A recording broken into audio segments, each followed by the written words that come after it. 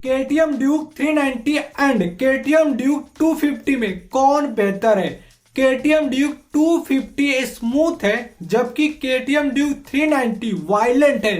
Choice तुम्हारे nature के ऊपर है। घर वाले 390 के लिए कैसे मानेंगे? उन्हें सेफ्टी फीचर के बारे में बताओ, एबीएस के बारे में बताओ, उन्हें जिम्मेवारी बताओ, ना कि पावर। क्या ये बाइक दिखाने के लिए है? नहीं, यह बाइक असली पावर मशीन है और दिखावा तो बस उसका साइड इफेक्ट है। 390 खरीदने के बाद क्या लाइफ बदलती है? हाँ, बदल जाती है। काफी सारे लोग आपको देखते हैं और आपकी हर एक राइड खास हो जाती है। 390 की टॉप स्पीड कितनी है? हाँ, इसकी टॉप स्पीड काफी ज्यादा है, बट उससे ज्यादा जरूरी है कंट्रोल। रफ्तार से ज्यादा सुरक्षा जरूरी है। क्या 390 फैमिली बाइक है? सच बोलूं तो यह एक फैमिली बाइक बिल्कुल भी नहीं है, क्योंकि यह बाइक जो बनी है वो सोलो राइडर के लिए बनी है। 390 लेने से पहले यह 3 खर्च को इग्नोर आपको बिल्कुल भी नहीं करना है। पहला, राइडिंग गियर।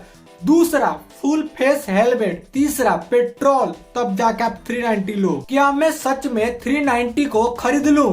तो देखो, अगर आपको पावर चाहिए, परफॉर्मेंस चाहिए, थ्रॉटल चाहिए एंड अगर आप इस बाइक को फील करना चाहते हो एंड आपको एटीट्यूड चाहिए इस बाइक के अकॉर्डिंग, तो फिर आप ले सकते हो। बट अगर आपको माइलेज का टेंशन है तो फिर थोड़ा सोच लो। 390 का क्लच इतना हल्का क्यों है? तो देखो, आप इस बाइक से अगर सिटी में राइड करोगे तो फिर आपको बार बार गियर को शिफ्ट करना पड़ेगा, जिसके लिए क्लच की जरूरत पड़ेगी। एंड इस बाइक का क्लच इतना हल्का होने की वजह से आप आसानी से गियर शिफ्ट कर पाओगे। बट अगर आपको लगता है कि इससे आपके पावर में थोड़ी बहुत भी असर पड़ेगी तो आप गलत हो। 390 की हीटिंग सच है या अफवाह? यह बाइक ट्रैफिक में हीट जरूर होती है, बट यही बाइक जब हाईवे पे चलती है तो कूल रहती है, स्मूथ रहती है। 390 की ब्रेकिंग कैसी है? तो इस बाइक की जो ब्रेकिंग वो काफी शार्प है और इसका जो एबीएस है वो तुमको इमरजेंसी में भी बचा लेगा। क्या 390 में वाइब्रेशन आता है? हाई आरपीएम में आपको थोड़ा महसूस होगा, बट इस बाइक का जो पावर है उसके अकॉर्डिंग यह तो नॉर्मल है। केटीएम ड्यूक 390 की ईएमआई कितनी बैठेगी? तो इस बाइक का जो ईएमआई है वो आपके डाउन पेमेंट पर निर्भर करता है, तो आपको अपने इनकम को स्टेबल देखना है। 390 लेने से पहले सबसे पहला जो खर्चा है वो क्या है?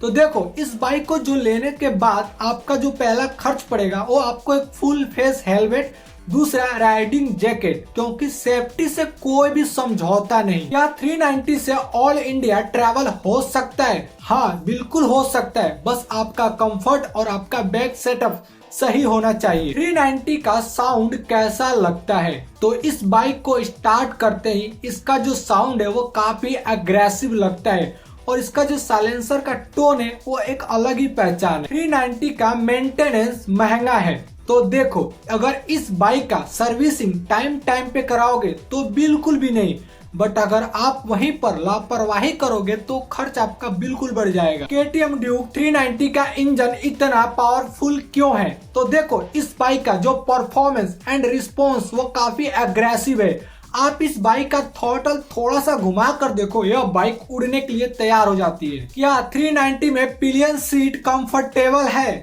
तो शॉर्ट राइड के लिए हाँ, कंफर्टेबल तो है, बट वही लॉन्ग राइड के लिए कंफर्टेबल नहीं है, क्योंकि वो सीट थोड़ी हार्ड लगेगी एंड छोटी भी है। 390 बारिश में कैसा परफॉर्म करती है?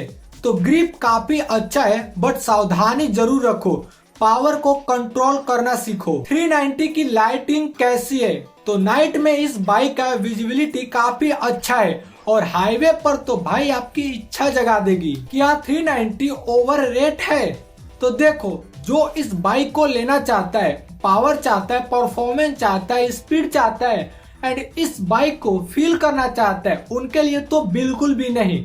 बट जो इस बाइक को लेने के बाद माइलेज के बारे में सोच रहा है तो उनके लिए हाँ है। 390 लेने के बाद पेट्रोल खर्चा कितना बढ़ेगा? तो यह आपके राइडिंग स्टाइल पर निर्भर करता है, जितना तेज चलाओगे उतना ज्यादा खर्च बढ़ेगा। क्या 390 स्टंट के लिए सही है? पावर है लेकिन कंट्रोल जरूरी है। बिना राइडिंग गियर और सेफ्टी के आप ट्राई भी मत करना। 390 की रोड प्रेजेंस कैसी है? जहां खड़ी होगी नजर वहीं दौड़ेगी, क्योंकि इस बाइक का जो बनावट है वो काफी एग्रेसिव है। 390 का इंश्योरेंस कितना पड़ेगा? बाइक के कीमत के हिसाब से थोड़ा ज्यादा, बट आपको कॉम्प्रिहेंसिव प्लान ही लेना चाहिए। क्या 390 वैल्यू फॉर मनी है? फीचर और पावर के हिसाब से तो ठीक ही है, बट अगर आपका बजट मैच करता है तो एक बढ़िया डील है। 390 चलाने के लिए आपके पास कॉन्फिडेंट चाहिए, क्योंकि इस बाइक को चलाते वक्त आपको शुरू में डर लगेगा, बट टाइम के साथ धीरे धीरे आपको मजा आने लगेगा। 390 का इंजन कितना रिलायबल है? तो अगर आप इस बाइक का सर्विसिंग टाइम पे कराओगे, ध्यान रखोगे, तो यह बाइक आपको लंबे टाइम तक साथ देगी। 390 का गियर शिफ्ट कैसा है? स्मूथ और क्विक है, स्पोर्टी फील देगी आपको ये बाइक। क्या 390 ऑफिस जाने के लिए एक सही बाइक हो सकती है? तो हाँ, आपको यह बाइक ऑफिस जाने के लिए बेस्ट है, बट ट्रैफिक में आपको थोड़ा यह बाइक थका देगी। 390 लेने से पहले अपने स्किल को चेक करो। अगर आपको बेसिक राइडिंग स्ट्रॉन्ग है तो आप इस बाइक को ले लो, नहीं तो आप जाओ एक छोटी बाइक लो और उस पर प्रैक्टिस करो। 390 का कौन सा कलर बेस्ट है? तो यह एक पर्सनल चॉइस के ऊपर निर्भर करता है, तो जो आपके एटीट्यूड से मैच करे वही कलर आप ले लो। क्या 390 से लड़कियां इम्प्रेस होती है? तो यह बाइक ध्यान खींचती है, बट असली इम्प्रेशन आपकी पर्सनालिटी पर निर्भर करता है। 390 की रीसेल वैल्यू कैसी है? तो मार्केट में इस बाइक का डिमांड तो है, बस आपका इस बाइक का सर्विसिंग एंड मेंटेनेंस हिस्ट्री साफ होना चाहिए। 390 को लेने से पहले अपना पेट्रोल का बजट फिक्स करो कि आप इस बाइक पर हर महीने कितना पेट्रोल का खर्च करोगे, नहीं तो आपको इस बाइक को कम चलानी पड़ेगी। 390 को क्यों कहते हैं पावर पैकेट? लाइट वेट और हाई पावर का कॉम्बिनेशन है यह बाइक। 390 आखिर खरीदनी चाहिए या नहीं? तो देखो, अगर आपको राइडिंग, पावर, थ्रॉटल और पावर को फील करना चाहते हो तो फिर आप इस बाइक को ले सकते हो, बट अगर आपको एक सिंपल सी लाइफ चाहिए तो फिर तुम दूसरी बाइक देखो। 390 चलाते ही क्यों लगता है कि यह बाइक अलग लेवल की बाइक है? थ्रॉटल घुमाते ही आपको फर्क साफ समझ में आ जाता है कि यह बाइक जो है ना, वो एक नॉर्मल बाइक नहीं, एक पावरफुल मशीन है। या 390 ट्रैफिक में झंझनाहट देती है? हाँ, भारी ट्रैफिक में हीट और क्लच कवर आपको थका देगा। 390 का असली दुश्मन कौन है?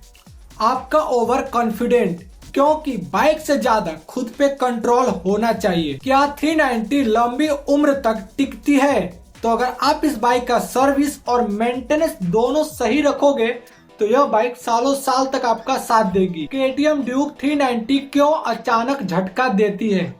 तो इसका थ्रॉटल काफी सेंसिटिव है, हल्का घुमाओगे बाइक तुरंत रिस्पॉन्स करेगी। क्या 390 स्लिपरी रोड पर सेफ है? तो इसका जो ABS है वो आपकी मदद करेगा, बट राइड का आपको अच्छा से समझ होना चाहिए। 390 लेने से पहले क्या सीखना चाहिए? स्मूथ क्लच कंट्रोल और थ्रॉटल मॉड्यूलेशन। क्या 390 पे लंबी हाइट वाले कंफर्टेबल है?